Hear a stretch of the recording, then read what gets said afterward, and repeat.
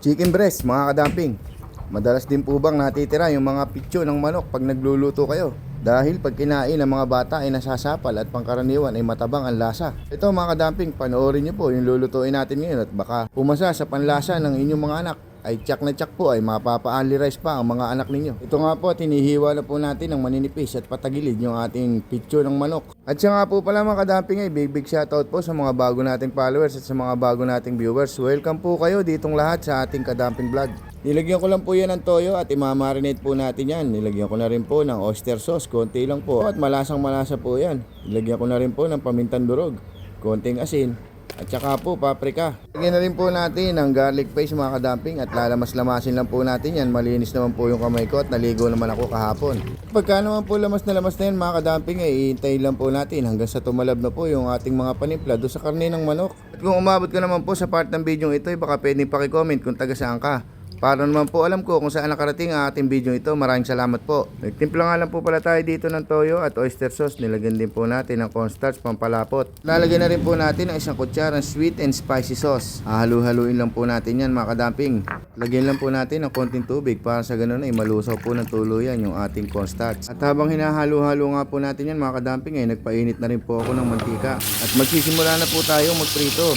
At big shoutout nga po pala sa mga bago nating followers. Kay Boss Reynaldo Alcantara at kay Idol Tonton Visconde.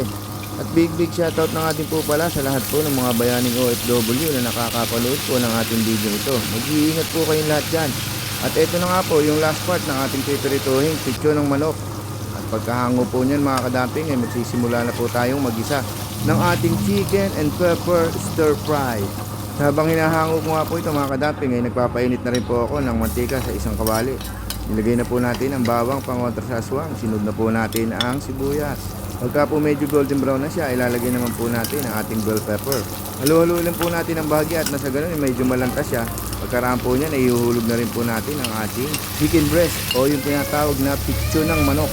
At sa ilang sandali lang po mga kadamping ay ilagay na rin po natin yung pinimpla natin kanina na toyo, oyster sauce, cornstarch at yung sweet and spicy sauce. Halo-haluin lang po natin ng konti at ilagay na rin po natin ang ating bechin at pamintang wasak.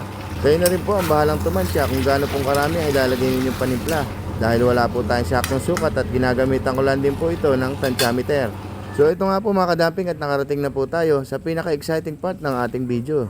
Titikman na po natin mga kadamping ang ating niluto. Mukhang napakasarap po mga kadamping at nakita nyo naman sarsa pa lang ay maglalaway ka na.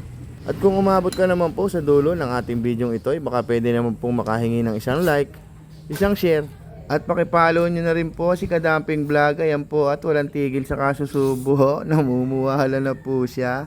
Hanggang dito na lamang po ang ating video ito at I love you all.